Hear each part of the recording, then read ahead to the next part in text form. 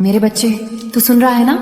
तूने मुझे पुकारा है और मैं आ गई हूँ। तू रोज भाग रहा है पैसा कमाने के लिए, सपने पूरे करने के लिए, एक अच्छा घर, एक गाड़ी, माँ बाप की सेवा, बच्चों की पढ़ाई, अपने लिए कुछ इज्जत। मैं देख रही हूँ तुझे, तू रुकता नहीं। सुबह से रात तक तू कुछ ना कुछ गिनता रहता है, पैसा, समय, लोगों की बातें और अपनी थकान। लेकिन क्या तू जानता है कि इस दौड़ में जो कुछ भी तू कमा रहा है वह पुण्य नहीं है।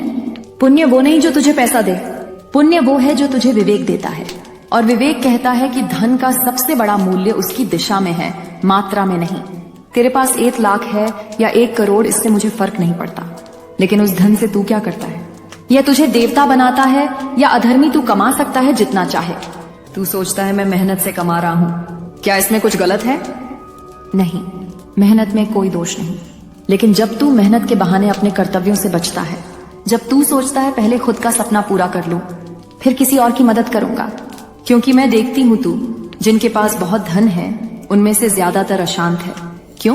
क्योंकि उन्होंने धन को पूज्य बना लिया है, सेवा को नहीं। धन को सहेजना पुण्य नहीं है। धन को बहाना तब जब किसी की आंखों में आंसू हो, वो तपस्या है। लेकिन अगर वह धन सिर्फ तेरे अपनों के लिए है तो समझ कि तू आधा अधूरा जीवन जी रहा है। धन सिर्फ भोग के लिए नहीं होता।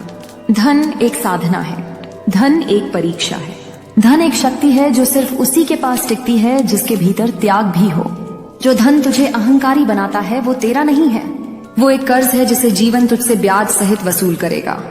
क्या तू जानता है कि ब्रह्मांड का धन तुझसे बहने के लिए आया है, ठहरने के लिए नहीं। हर पैसा जो तू जोड़ता है वो तुझसे एक सवाल पूछता है, क्या तू मुझे किसी भूखे के थाली में पहुंचा सकता है? क्या तू मुझे किसी विधवा के जीवन में रोशनी बना सकता है? क्या तू मुझे किसी बच्चे की शिक्षा का जरिया बना सकता है? क्या तू मुझे किसी माँ के आंचल की गर्मी में बदल सकता है? अगर हाँ, तो तेरा हर रुपया एक तपस्वी का आशीर्वाद बन जाएगा। लेकिन अगर तू केवल अपने ऐशो आराम में लगा है तो सुन, धन तेरे जीवन में रहेगा, लेकिन तेरे मन में अशांति बनकर। तेरे पास वो सब कुछ होगा जिसे लोग सक्सेस कहते हैं, लेकिन वो नहीं होगा जिसे आत्मा पीस कहती है। तू दुनिया को दिखा पाएगा कि तू सफल है, लेकिन अपने आप को कभी यह नहीं समझा पाएगा कि तू शांत है।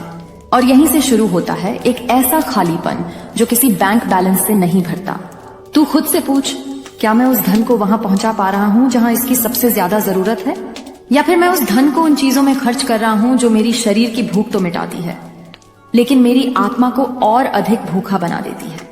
बिल्कुल वैसा ही जैसे कोई प्यासा आदमी समुद्र का खारा पानी पी ले, प्यास और भी बढ़ जाती है। तेरे साथ भी यही हो रहा है। तू जितना ज्यादा खा रहा है, पहन रहा है, दिखा रहा है, तेरी आत्मा उतनी ही और ज्यादा खाली महसूस कर रही है। क्यों? क्योंकि वह जानती है धन केवल अपने लिए इस्तेमाल करना आत्मा का अपमान है। मैंने तुझे इसलिए नहीं भेजा कि तू सिर्फ कमा कर खा सके, बल्कि इसलिए भेजा कि तेरे जरिए किसी और की भूख मिटे। ध्यान से सुन, तेरे पास जो कुछ भी है वह तेरा नहीं, वो मेरे द्वारा तुझे सौंपा गया है, एक उत्तरदायित्व के रूप में। जैसे एक राजा के हाथ में राजकोष होता है, लेकिन वह पूरा पैसा सिर्फ खुद के ऐश के लिए नहीं होता, उससे प्रजा का कल्याण होता है। यही तेरा धन भी है। तू राजा नहीं, राजकोष का रक्षक है। और जिस दिन तू यह भूल जाएगा, मैं तुझसे वो धन ऐसे खींच लूंगी जैसे बर्फ धूप में पिघलती है। मैं जानती हूँ कुछ लोग इस सत्य से असहज हो जाते हैं। उन्हें लगता है हमने कमाया है, हमारा पैसा है, किसी को क्या। लेकिन क्या तू यह जानता है कि धन एक चेतन शक्ति है? वह देखती है कि तू उसका उपयोग कहाँ कर रहा है। धन जब देखता है कि तू उसे विनाश में लगा रहा है, भोग, शराब, दिखावे, घमंड में, तो वह धीरे धीरे तेरी किस्मत से कट जाता है। धन सिर्फ मेहनत से नहीं आता, धन आता है तपस्या से। धन आता है उस आशीर्वाद से जो तुझे तब मिलता है जब तू किसी भूखे को खाना देता है बिना कैमरा ऑन किए, बिना दिखावे के। धन आता है उस मुस्कान से जो तू एक गरीब के चेहरे पर लाता है बिना सोचे कि तूने कितना दिया। कुछ लोग धन को साधना की तरह कमाते हैं और कुछ उसे गंदगी की तरह जोड़ते हैं। कुछ लोग पैसा आने पर खुद को मिटा देते हैं और कुछ लोग पैसा पाकर अपने भीतर का इंसान ही मार देते हैं। तू किसमें है? तेरे पास जो पैसा है वो तुझसे रोज एक सवाल करता है, क्या तू मुझे पवित्र बना पाएगा? क्या तू मुझे मेरी सही जगह पहुंचा पाएगा? क्या तू मेरे माध्यम से किसी और के जीवन में उजाला ला पाएगा? तू सोचता है कि अगर तू दान देगा तो तेरे पास कम हो जाएगा, लेकिन मैं कहती हूँ दान देना घटाना नहीं। दान देना तो चुपचाप किसी दूसरे द्वार को खोल देना है। जिस दिन तू बिना भय, बिना उम्मीद, बिना गिनती के देता है, उसी दिन मेरी कृपा तेरे जीवन की सीमाएं तोड़ देती है। कभी तूने सोचा है कि क्यों कुछ लोग लाखों कमाकर भी असंतुष्ट रहते हैं और कुछ लोग बहुत कम में भी परम संतोष का अनुभव करते हैं? क्योंकि फर्क धन में नहीं है, फर्क उसकी दिशा और भावना में है। एक माँ जब अपने हाथों से अपने बच्चे को खाना खिलाती है, उसके चेहरे पर जो संतोष होता है वह करोड़ों में नहीं खरीदा जा सकता। उसी तरह जब तू किसी भूखे को खाना खिलाता है, किसी बच्चे की पढ़ाई में मदद करता है, किसी मजबूर को नौकरी दिलवाता है, तो तेरे भीतर जो ऊर्जा जागती है वो धन से नहीं आती, वो तपस्या से आती है और वही ऊर्जा बनती है तेरे जीवन की सुरक्षा। मैं तुझसे बस इतना चाहती हूँ, तू अपने धन को एक माध्यम बना, मुझे छूने का, मुझे अनुभव करने का। क्योंकि जो धन सिर्फ तुझ तक सीमित है वह कभी तुझे संपूर्ण नहीं बना सकता। धन तभी तक आशीर्वाद है जब तक वह बहता है। जिस दिन तू उसे बांधता है वो श्राप बन जाता है। जैसे एक नदी जब तक बहती है वो जीवन देती है, लेकिन जब वो रोक दी जाती है तो सड़ांत पैदा करती है। तेरा धन भी ऐसा ही है। तू खुद को बड़ा बिजनेसमैन समझता है, इन्वेस्टर, लीडर, क्रिएटर, लेकिन क्या तू यह समझता है कि सच्चा निवेश कहाँ होता है? वो बिजनेस में नहीं बल्कि आशीर्वाद कमाने में होता है।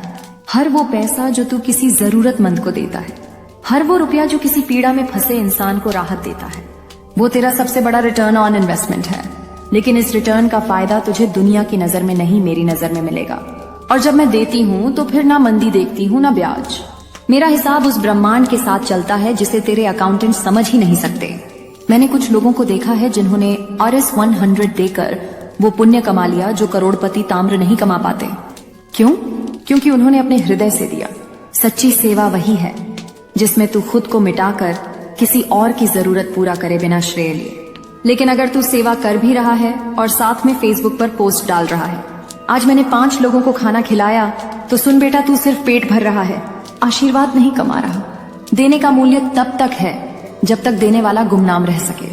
जिस दिन तू सेवा में भी मैं जोड़ देगा, वहीं से तपस्या खंडित हो जाएगी। मैं जानती हूँ तू सोचता है जब मेरे पास बहुत पैसा होगा तब मैं सेवा करूंगा। अभी तो खुद ही मुश्किल में हूँ, लेकिन यही भ्रम है। धन आने से पहले सेवा नहीं, सेवा होने से पहले धन आता है। ध्यान से सुन, सेवा कभी हालात देखकर नहीं होती, सेवा मनस्थिति से होती है। जो आज 10 में से 1 नहीं दे सकता, वो कल 10 लाख में से 1,000 भी नहीं देगा। क्योंकि धन के साथ हृदय का विस्तार नहीं होता, वो तो आज ही शुरू होता है। अगर तेरे पास सिर्फ 2 रोटियां हैं और तू एक आधी भी बांट देता है तो समझ ले मैंने तुझे देख लिया और मेरा आशीर्वाद तेरे पीछे चल पड़ा। क्या तू जानता है कई बार जब तेरा पैसा रुक जाता है, तुझे मेहनत के बावजूद सफलता नहीं मिलती, बिजनेस में गिरावट आ जाती है, तो उसका कारण क्या होता है? तेरे धन का रुक जाना, तेरे भीतर के विवेक का बंद हो जाना है। मैं तुझसे तब तक धन छीन लेती हूँ जब तक तू उसकी असली जिम्मेदारी को ना समझे। यह पनिशमेंट नहीं है, यह करेक्शन है। क्योंकि तू मेरा अपना है। तू वही है जिसे मैंने धरती पर सिर्फ पैसा कमाने नहीं, धन का एक पवित्र साधक बनाने भेजा है। तेरी मेहनत उतनी ही रहेगी, लेकिन उसका फल कई गुना अधिक मिलेगा। क्यों?